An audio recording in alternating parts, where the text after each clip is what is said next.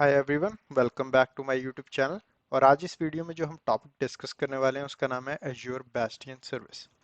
तो azure bastion service basically हमारी use होती है मैनेजमेंट टास्क परफॉर्म करने के लिए। तो फॉर एग्जांपल आपने एक वर्चुअल मशीन क्रिएट किया है एज्योर पोर्टल के ऊपर जिसका नाम है VM1। और एक ये वर्चुअल मशीन एक वर्चुअल नेटवर्क के अंदर है और उस वर्चुअल नेटवर्क के अंदर एक सबनेट ए प्रेजेंट है और ये वर्चुअल मशीन उस सबनेट ए का पार्ट है। अब एज एन एडमिन आप इस मशीन को कनेक्ट करना चाहते हो तो आप कैसे कर सकते हो।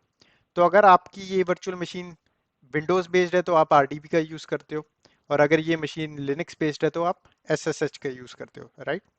तो ये दोनों एक्शन परफॉर्म करने के लिए आपको इस मशीन को एक पब्लिक IP एड्रेस असाइन करना पड़ता है, क्योंकि आप एज एन एडमिन इंटरनेट की हेल्प से इस मशीन को एक्सेस करोगे। पर इसका एक डिसएडवांटेज है कि हमारी जो वर्चुअल मशीन है, जब हम इसको एक पब्लिक IP एड्रेस असाइन करते हैं और जब हम रिमोट कनेक्शन अनेबल करते हैं इंटरनेट से, तो हमारी मशीन एक्सपोज्ड हो जाती है इंटरनेट के ऊपर। तो इसमें डिसएडवांटेज ये है कि हमारी मशीन पे सिक्योरिटी अटैक्स कंडक्ट हो सकते हैं, या हमारी मशीन को कोई टेक ओवर कर सकता है, या फिर इसके ऊपर डिनायल ऑफ सर्विस या डिफरेंट टाइप्स के जो इंटरनेट के अटैक्स होते हैं वो कंडक्ट हो सकते हैं। और इस रीजन के कारण ये सेफ वे नहीं है मैनेजमेंट का, अगर आपने कोई भी वर्चुअल मशीन एज्योर के ऊपर क्रिएट की है। तो आप क्या चाहते हो, आप चाहते हो कि आपकी जो मशीन है इसके ऊपर कोई भी पब्लिक IP एड्रेस असाइन ना हो, इंटरनेट से कोई भी ट्रैफिक इस पे अलाउड ना हो, पर आप स्टिल एज एन एडमिन इस मशीन पे रिमोटली कनेक्ट कर सको और इसको मैनेज कर सको। तो उस सिनेरियो के अंदर काम में आती है एज्योर बेस्टियन। तो एज्योर बेस्टियन क्या करती है, तो एज्योर बेस्टियन आप बेसिकली एक सर्विस होती है जो आप सेम वर्चुअल नेटवर्क के अंदर डिप्लॉय करते हो, जिस वर्चुअल नेटवर्क के अंदर आपकी बाकी वर्चुअल मशीन्स प्रेजेंट है जिनको आप मैनेज करना चाहते हो। तो इसके अंदर आप क्या करते हो कि आप एक सेपरेट सबनेट क्रिएट करते हो, एज्योर बेस्टियन सबनेट। तो ये सबनेट का नाम हमेशा सेम ही रहेगा, एज्योर बेस्टियन सबनेट। और आप इसको क्रिएट करते हो सेम वर्चुअल नेटवर्क के अंदर, और उसके बाद इस सबनेट के अंदर आप एक सर्विस डिप्लॉय करते हो जिसको हम बोलते हैं एज्योर बेस्टियन सर्विस। और इस एज्योर बेस्टियन के ऊपर आप एक पब्लिक IP एड्रेस असाइन कर देते हो। और हमारी जो वर्चुअल मशीन है हम इसके ऊपर से पब्लिक IP एड्रेस हटा देते हैं, क्योंकि हम इसके ऊपर इंटरनेट का कोई भी ट्रैफिक अलाउ नहीं करना चाहते। तो एज एन एडमिन मैं क्या करूंगा, मैं एज्योर पोर्टल पे जाता हूँ। एज्योर पोर्टल पे with the help of this public IP address एक कनेक्शन क्रिएट करता हूँ, और वो कनेक्शन रिक्वेस्ट हमारी एज्योर बेस्टियन पे जाती है। और एज्योर बेस्टियन क्या करता है, उस कनेक्शन रिक्वेस्ट को as an internal request create करके हमारे मशीन के ऊपर भेज देता है, और हमारा जो रिमोट कनेक्शन है वो क्रिएट हो जाता है with the help of a web browser.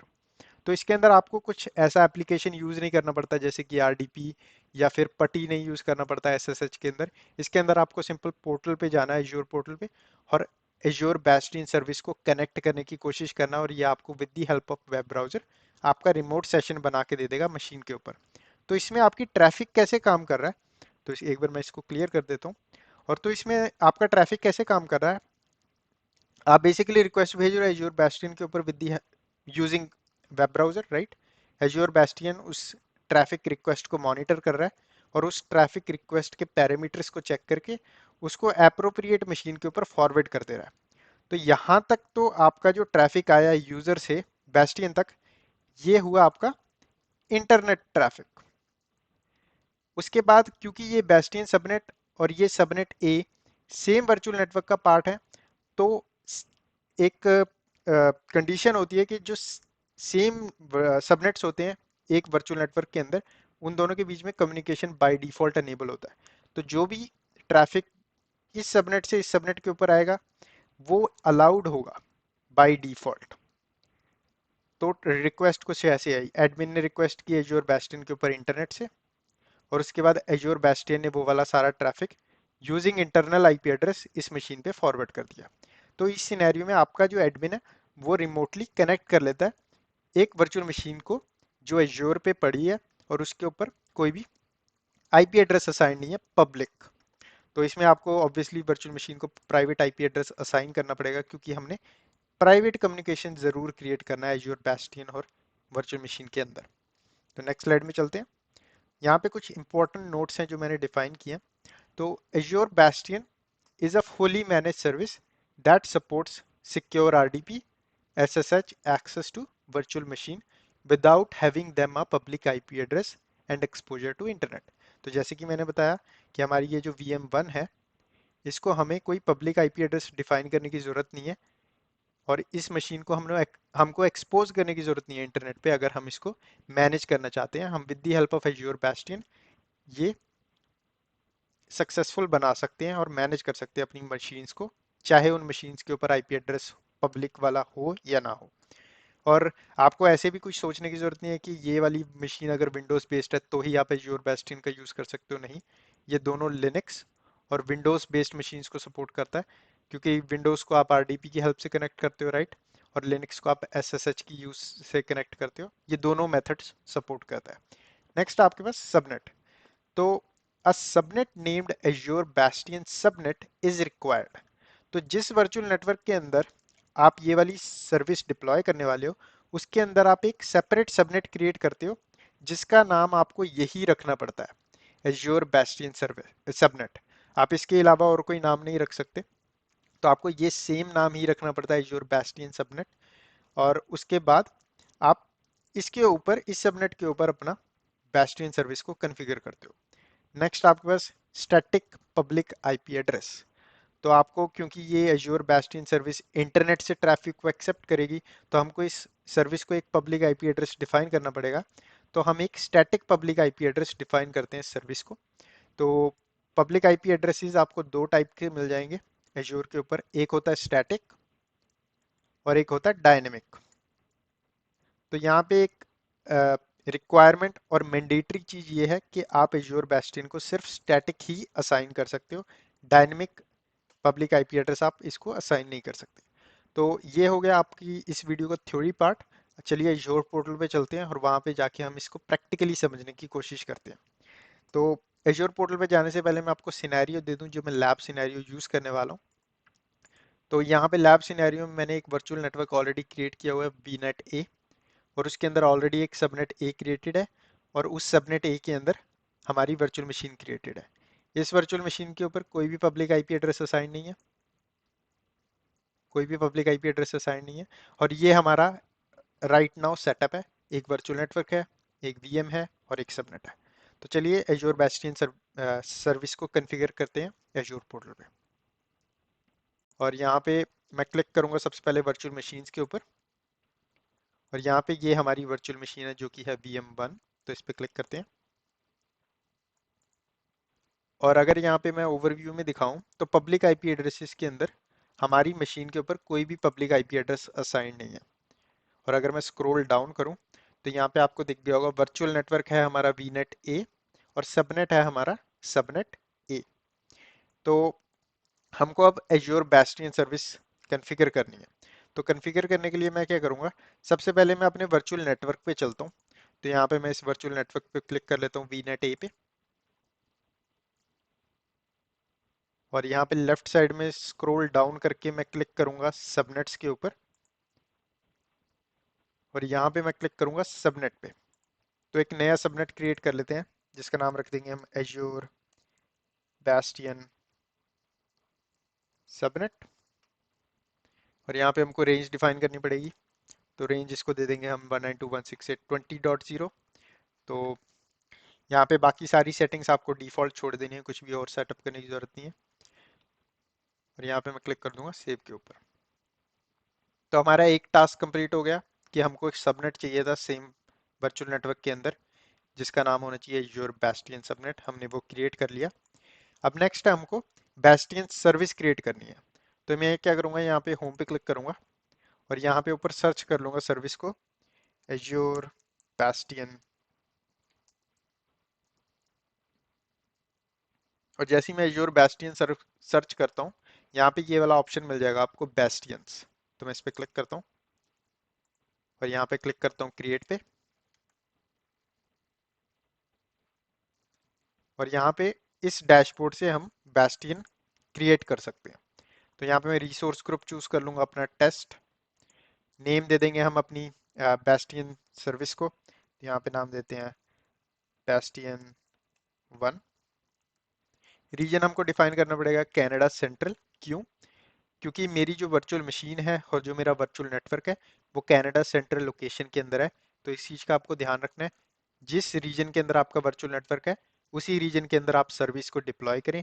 Otherwise आप वो वर्चुअल नेटवर्क चूज नहीं कर पाएंगे इस बेस्टियन सबनेट इस बेस्टियन सर्विस के लिए। तो यहाँ पे मैं कनाडा सेंट्रल चूज कर लूंगा। नेक्स्ट ईयर के मामले में आपको यहाँ पे मिल जाएंगे बेसिक, डेवलपर एंड स्टैंडर्ड। तो यहाँ पे स्टैंडर्ड चूज कर लेता हूँ मैं। इंस्टेंस काउंट, तो इंस्टेंस काउंट यहाँ पे 2 है। तो इंस्टेंट काउंट से मेरा मतलब क्या है, इनका मतलब बेसिकली क्या है।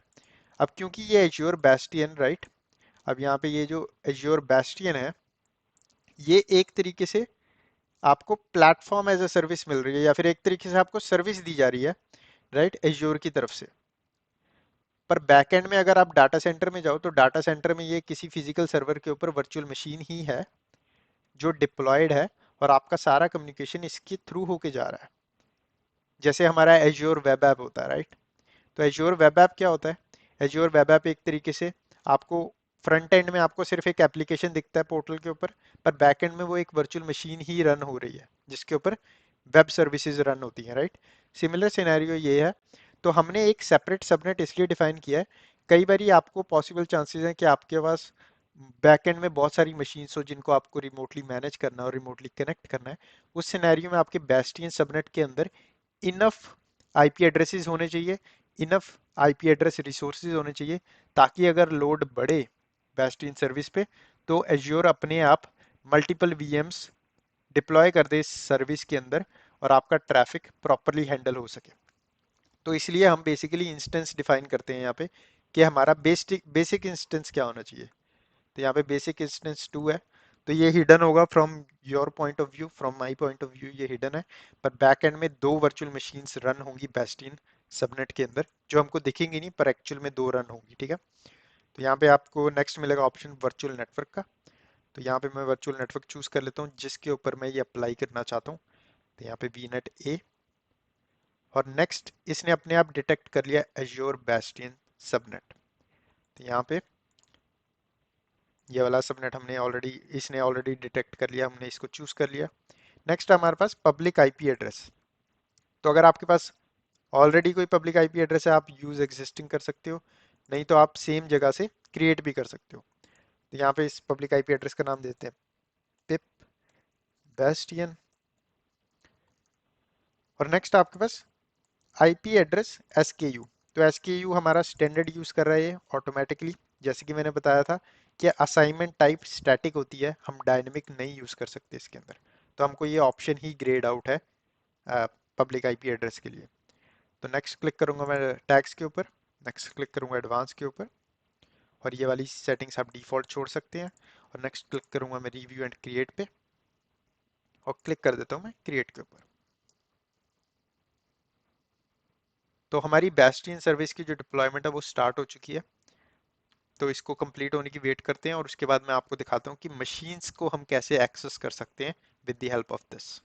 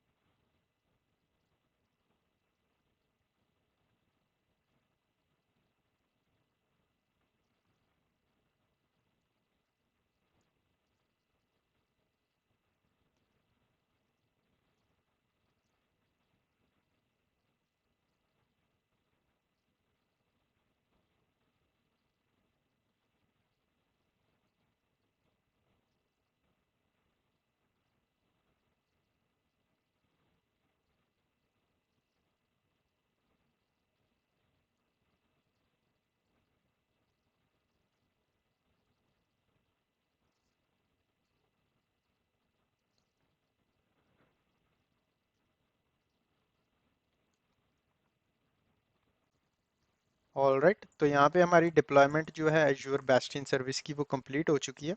तो अब मैं क्या करूँगा, यहाँ पे क्लिक करूँगा होम के ऊपर, और यहाँ पे मैं क्लिक करूँगा वर्चुअल मशीन्स के ऊपर, और यहाँ पे मैं क्लिक करूँगा VM1 के ऊपर। और अब क्योंकि हमको इस मशीन को कनेक्ट करना है with the help of azure bastion, तो यहाँ पे जो आपको कनेक्ट का ऑप्शन दिख रहा है, इसके आगे आपको एक ड्रॉप डाउन का एरो दिखेगा, आपको इस पर क्लिक करना है और सेकंड ऑप्शन चूज करना है कनेक्ट वाया बेस्टियन। तो यहाँ पे इसको चूज कर लेता हूँ मैं, और यहाँ पे ये मेरे को कनेक्शन सेटिंग्स डिफाइन कर देगा। तो यहाँ पे सबसे पहले है हमारा ऑथेंटिकेशन टाइप। तो ये हमारी जो वर्चुअल मशीन है जो मैंने क्रिएट की है, ये VM के पासवर्ड्स एक्सेप्ट कर रही है, मतलब कि जो हमने यूजर नेम और पासवर्ड सेटअप करते हैं जब हम वर्चुअल मशीन को डिप्लॉय करते हैं, तो मैंने वो सेटअप की हुई है। तो यहाँ पे मैं यूजर नेम डिफाइन कर दूंगा और पासवर्ड डिफाइन कर दूंगा अपनी मशीन का, और यहाँ पे क्लिक करूंगा कनेक्ट के ऊपर। जैसे ही मैंने कनेक्ट पे क्लिक किया, ये मेरे को यहाँ पे ऑप्शन दिया है इसने पॉपअप ब्लॉक्ड, तो मैं इस पर क्लिक करता हूँ और चूज कर लेता हूँ ऑलवेज अलाउ पॉपअप्स, और क्लिक कर देते हैं डन पे। और उसके बाद मैं दोबारा कनेक्ट पे क्लिक करता हूँ। तो जैसे मैंने कनेक्ट पे क्लिक किया, ये मेरे को नए पेज पे ले आया, और यहाँ पे मेरे को अलाउ करना पड़ेगा। अगर मैं कॉपी और पेस्ट का ऑप्शन अनेबल करना चाहता हूँ इसके ऊपर, तो यहाँ पे मैं अलाउ कर दूंगा। और यहाँ पे हम with the help of web browser अपनी वर्चुअल मशीन 1 के ऊपर कनेक्ट कर चुके हैं। तो ये हमारी एक्चुअल में वर्चुअल मशीन है जो आपको दिख रही होगी। तो ये हम यूजिंग एज्योर बेस्टियन इस मशीन पे कनेक्ट कर चुके हैं, और हम मैनेज कर सकते हैं इस मशीन को। और हमारी इस मशीन पे कोई भी पब्लिक आईपी एड्रेस असाइन नहीं है, और ये मोर सिक्योर वे है।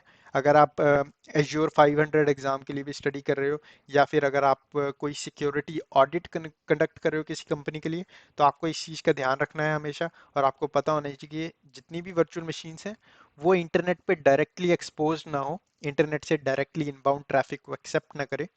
तो आप एज्योर बेस्टियन सर्विस का इस तरीके से इस्तेमाल कर सकते हो। और मेन पर्पस एज्योर बेस्टियन का यही है कि आप मैनेज कर सको वर्चुअल मशीन्स को without those virtual machine having a public IP address and exposure to internet.